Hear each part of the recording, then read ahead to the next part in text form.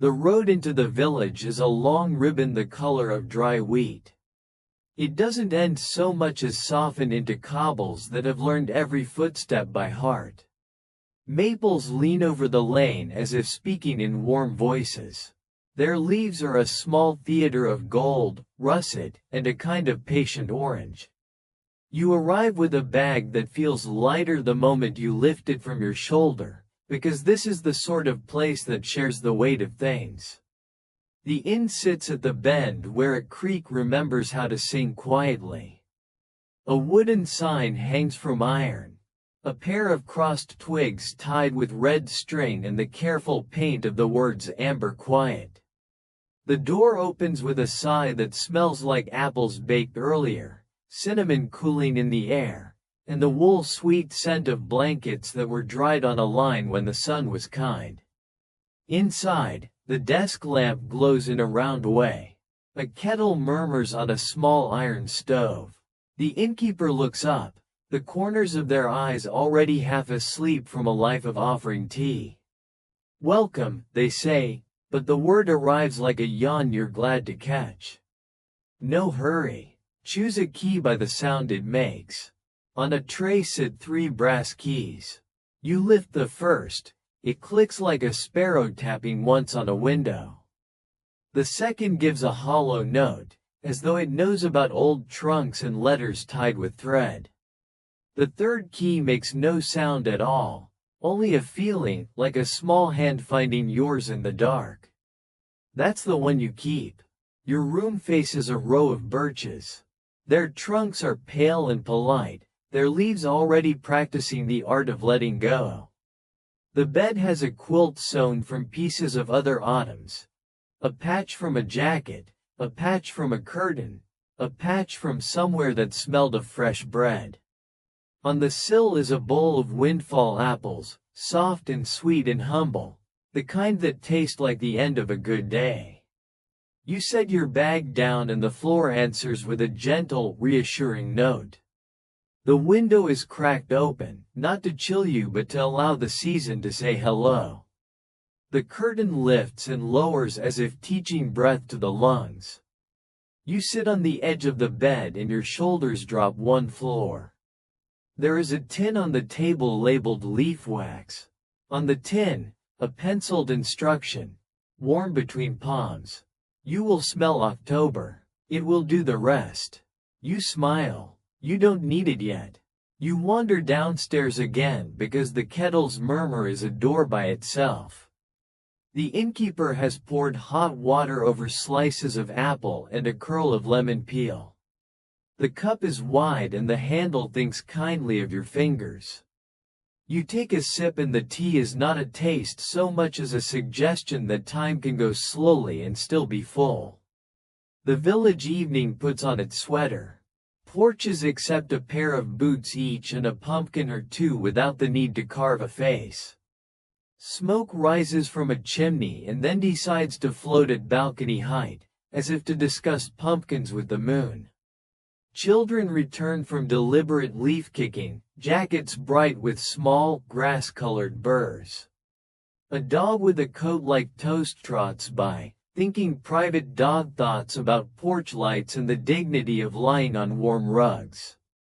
You walk to the lane where a small wooden bridge crosses the creek. The planks hold the day's last warmth. The water moves over stones with the patience of bread rising. Above you, geese scribble a note on the sky and the sky nods back. A bicycle bell rings once in the distance, then doesn't ring again. A bookshop sits with its door held open by a pumpkin. Inside, a sign reads Autumn Reading List in chalk that looks like fog. The books under the sign are all about quiet, gardens, soup, letters written too late and still welcomed. You touch the spine of one and it's as if you have opened a very small window. The shop cat blinks and returns to practicing the art of occupying a rectangle of sun. Back at the inn, the common room holds a stack of blankets folded like well-behaved waves. You choose one, the color of late corn. The chair you picked by the stove has agreed with many other backs before yours and knows how to be kind. The innkeeper adds a second log, not because the room needs it, but because the sound of settling wood is a lullaby that never grows old. On the mantel stands a clock whose hands move as reluctantly as leaves that want one more hour on the branch. Beside it, a glass jar of acorns, another with faded ribbons, another with dried crabapples. Nothing is urgent, nothing is loud. The night arrives the way proper nights do, by sitting down in the room and making itself small enough to fit inside your breath. You return to your room by a staircase that never learned to creak rudely. The floor welcomes your feet again. Through the window, the birches are practicing their slow applause. You lift the tin of leaf wax, warm it between your hands, and the scent rises. Cut wood, apple skin, a hint of smoke, and the clean linen of a day that said enough. You rub a little on your wrists. The smell teaches your pulse to wait a little longer between steps. You lie down. The quilt finds your shape as if it had kept it from a previous life. The pillow remembers children napping after raking and offers that knowledge freely. The birches breathe for you now, lifting and lowering your chest by example. Somewhere, someone turns a page. The kettle clicks itself off and the silence that follows is soft, not empty. It is the silence of a room that knows how to keep watch. You are not asked to sleep. You are offered it. You are met by it in the doorway between thought and not thought. It takes your hand the way the soundless key did and leads you to a chair, then to a bed, then to the small country where dreams walk slowly and wear scarves. If you drift, you drift. If you don't, you still rest. Autumn is generous with both kinds. The night buttons itself and smiles. Morning will come later. For now, it is the gentler middle, the part of night that people forget to praise. A bell far off, only once, gives a note to let cups and windows know where they are. You wake without leaving the bed, the way a leaf can wake while still holding the branch. The world has adjusted a half shade toward cooler. You pull the quilt closer, and the quilt approves of you. Someone has set a small tray by your door. Warm water with a slice of pear, a biscuit that smells of honey, and a card with tidy handwriting. The pressed leaf library is open for visitors. Bring only your quiet. Your feet find soft socks as if they already knew the way. The library sits behind the bookshop, through a door that looks borrowed from a greenhouse. The glass panes hold the last of the day's warmth and offer it to your hands. Inside, tables of old pine, shelves like thoughtful fences, and a series of flat drawers labeled by season and year. Along one wall, simple frames with leaves mounted on cream paper, each with a note in pencil. Oak, late, kept its green as long as dignity allowed. Sugar maple, early, impatient, lovely. Beech, stubborn. A librarian who seems to be part cardigan and part person looks up and nods you into belonging. Their voice is fine wool. Everything is slow here. The leaves do the talking, but only if you don't ask them to. They slide open a drawer the way a day slides open, gently. Inside, dozens of carefully pressed leaves sleep between sheets of clean paper. They are not trapped. They are resting. You lift one paper just enough to see, a small hawthorn leaf, its lobes like careful thoughts. The color is caught in a middle place between red and tea. On the corner of the paper, someone has written, taken on the day the first wool hat felt right. Another note reads, carried home in a mitten. Pressed under a cookbook, remembered when the soup simmered. You sit at a table and the chair finds your back with gratitude. The library has the sound of pages turning in other rooms, of muffled footsteps that apologize as they arrive, of pencils thinking softly. A candle in a glass yields a wavering smile. You study a sycamore that has more to say in its spots than most of us say all year. The librarian drifts by with a tray of thin weights made from smooth river stones, sets one by your hand without comment, and moves on. There is a corner labeled weather notes. Not forecasts, memories. Cards tied with twine. First sweater morning. Rain that sounded like warm beads. Wind with polite fingers. You read a few and they read you back, deciding you are the sort of person who can be trusted with their small truths. On a low shelf, a wooden press sits open with a new leaf waiting between paper. A card invites you. Add one if you want. Label with a sentence that needs no reply. You choose a birch leaf that wrote in on your scarf. You write, held the light like a small promise. You add the date because dates are the library's way of holding hands across rooms. The press closes with a feeling like settling into a chair after long standing.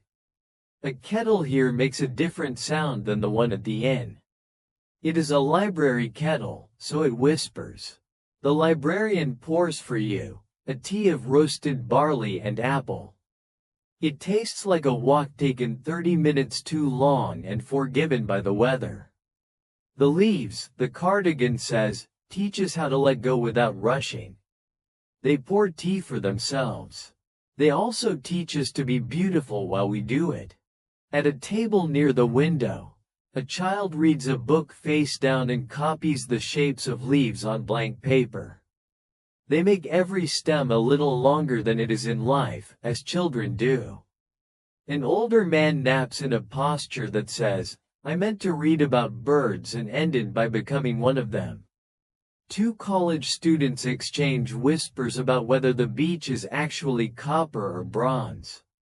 The beach, content to be a leaf, is not offended. You follow a narrow corridor to the listening shelves. These are not books. They are small boxes with holes like those in old music players. Each holds a sound collected and kept. A raked teeth in light contact with gravel. A door opened on a string and closed by the rest of the house. Soup stirred in a tall pot. A window latched with apology. Rain deciding to stop. You lift one box to your ear and the sound becomes yours for a minute. You return it, a little heavier and also lighter. There is a stair that leads to a loft where old maps are stored. The maps show the village wearing past autumns like scarves. One map is threaded with brown ink showing the path of a wind in a particular year, through this alley and then that one, pausing by the bakery and then finding the river. In the corner, the ink says, here the crows changed their mind and went home early. You like the map because it treats wind as a person whose choices matter. You don't realize you're tired until the chair under you breathes out and your breath follows. The librarian brings a small square of something with apple and oats and a dash of cinnamon, sets it on a napkin with printed acorns, and says nothing. You take a small bite and it suggests lying down in the mind. You do, without moving. It's enough. Outside the window, the birches retire from their applause and begin to learn a new song. It has fewer leaves in it, more air.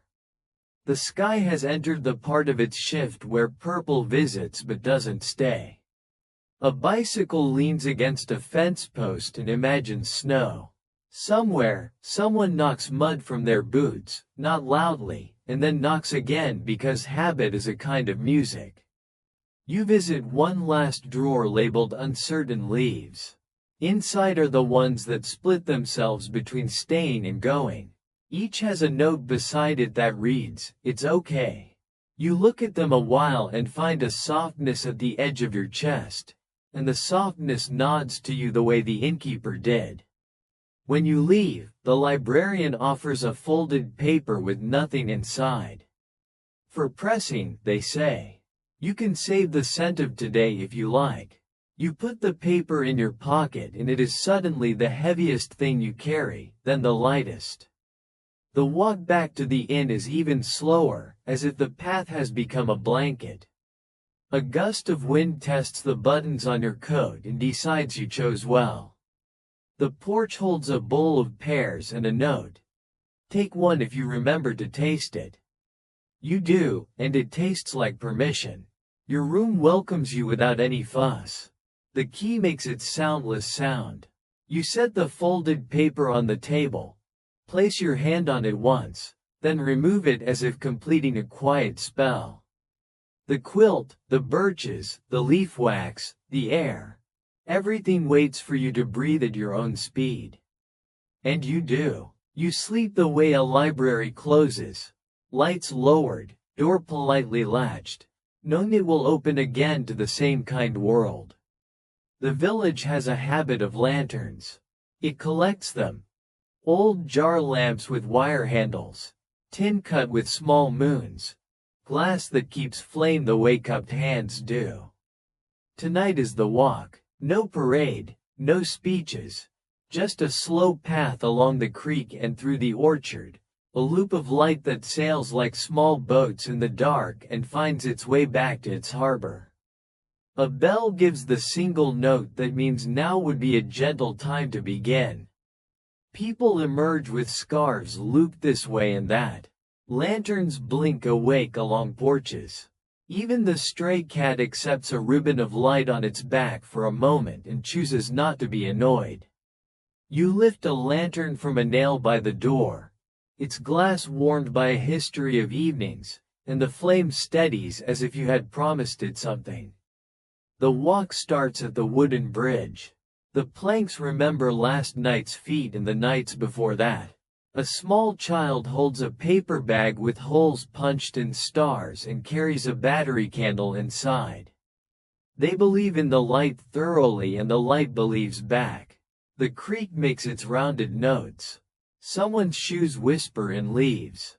The air smells of wood smoke and the sharp sweetness of cut grass that missed the summer haircut and got one at last.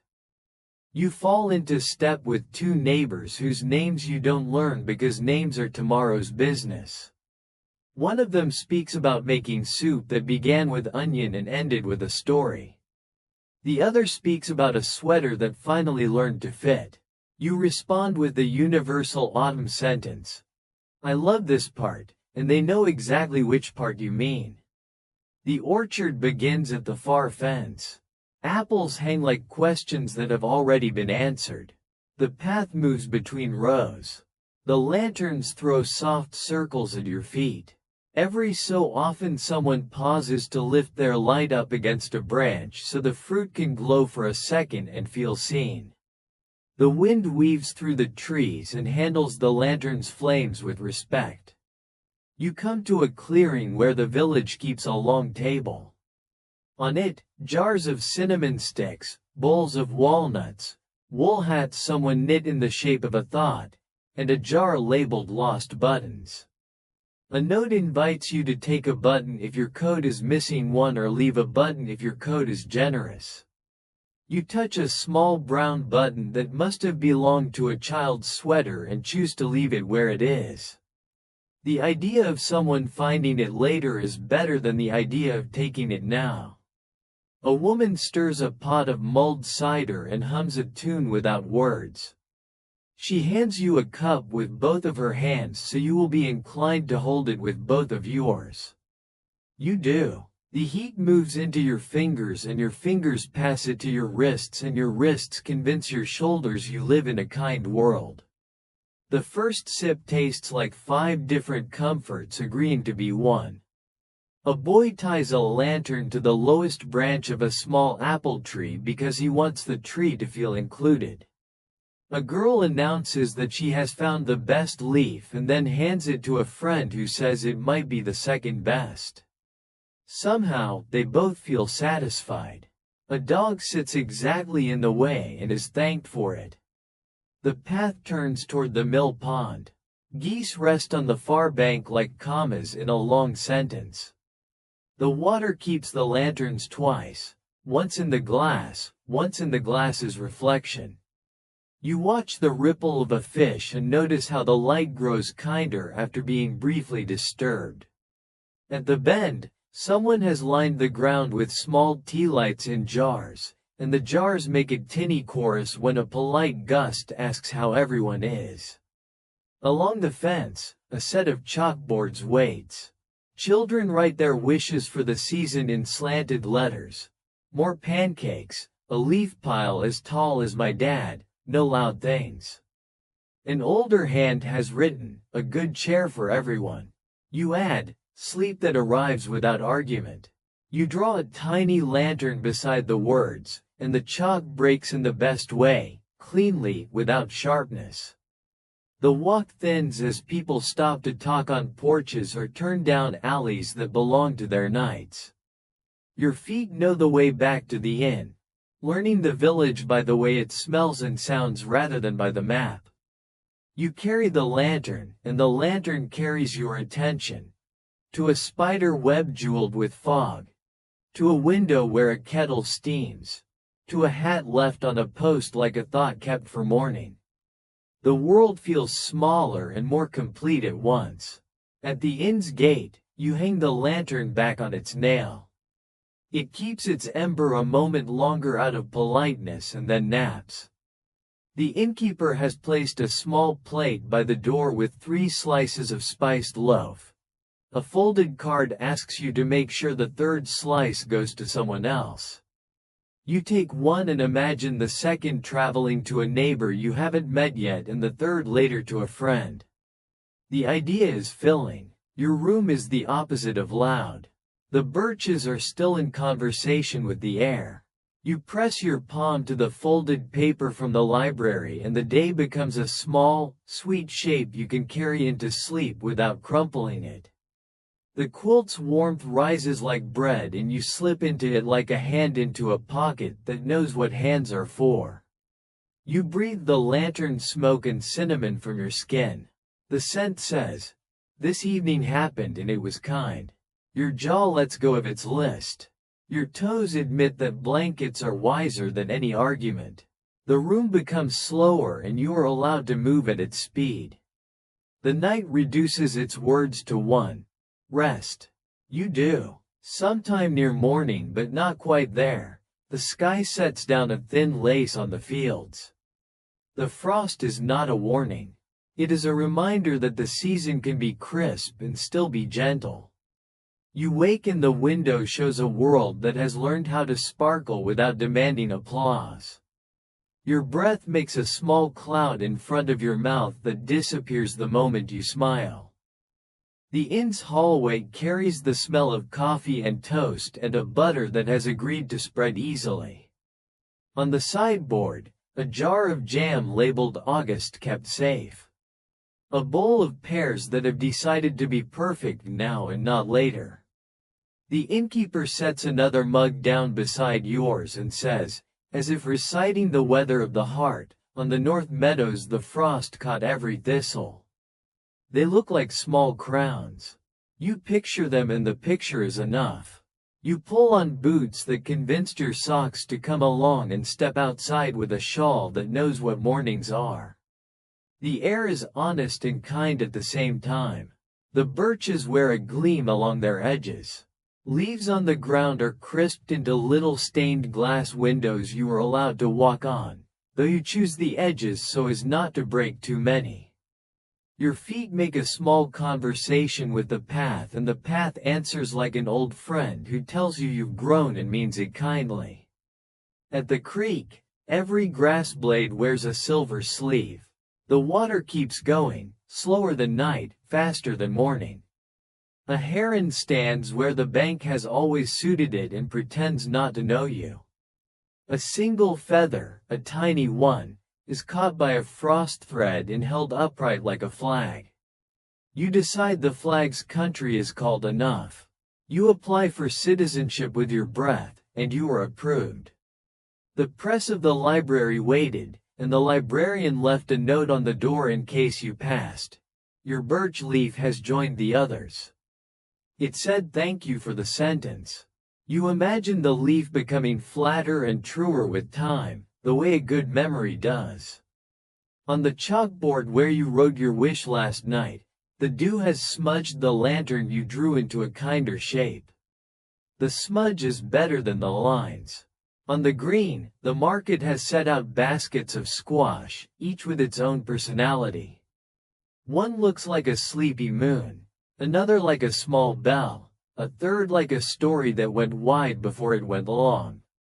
You buy a little one and imagine, later, the oven and the spice, and the spoon scraping softly along the skin. A vendor with hands the size of paddles wraps it in brown paper that used to be a map. Keeps the heat better, they say, meaning the squash and also your day. Before you go, you climb the small hill behind the inn.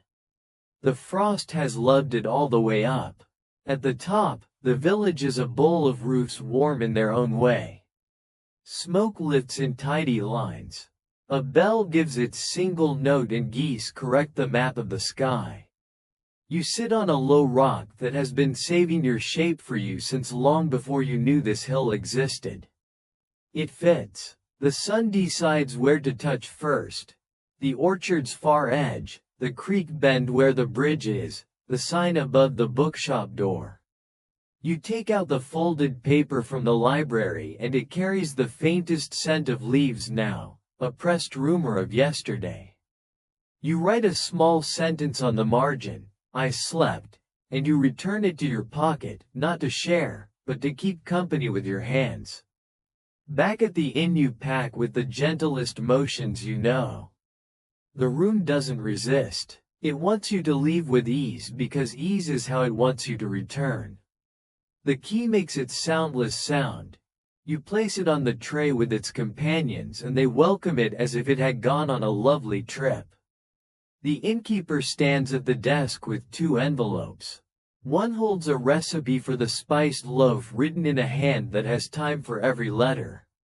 The other holds a small square of muslin with a dot of leaf wax folded into it, in case your hands forget the shape of October later and wish to relearn it. You don't owe us anything, they say, meaning it. But if you find a leaf that says your name, press it. Bring us the sentence you write on its paper. You step outside. The lane is the color of dry wheat again, and your boots make a kinder sound on it now that you are holding more warmth than before. The village doesn't watch you go, it trusts you. The birches make a small sound like the last pages of a book. The creek practices its winter voice under its breath. The geese pick a new line and try it on. The frost thins along fences and stays longer in the shadows, balancing the world's math. You think of the lantern walk and how the lights were more about carrying than about seeing. You think of the library and how the leaves were more about staying than about leaving. You think of the first night and how the inn smelled like apples and quiet, and you realize that smell is now somewhere in your coat, riding along like a passenger that never asks to change seats. You will go where you go. Another town, another room, another evening when you set your bag down and your shoulders follow. But you will keep this pace. You will let autumn walk ahead with a small lantern and you will follow at the kind distance. You will open windows just enough for the air to be honest. You will drink something warm with both hands. You will press a leaf and a sentence and you will not require more of either than they can give. If sleep comes tonight, it will remember the way. If it doesn't, you will rest anyway, because you have learned that resting is a country with open borders and generous customs. You will breathe like birches in a mild wind. You will be pressed gently between the soft paper of now, and you will keep your color. The morning dips a spoon into the day and tastes it. The day nods. You smile at the frost and the frost smiles back quickly before becoming water. You wave at no one in particular, which is the perfect number of people to wave at. Then you go. Autumn keeps your seat for next time. And the quiet hums your name until it becomes a lullaby. Good night, again, and whenever you need it.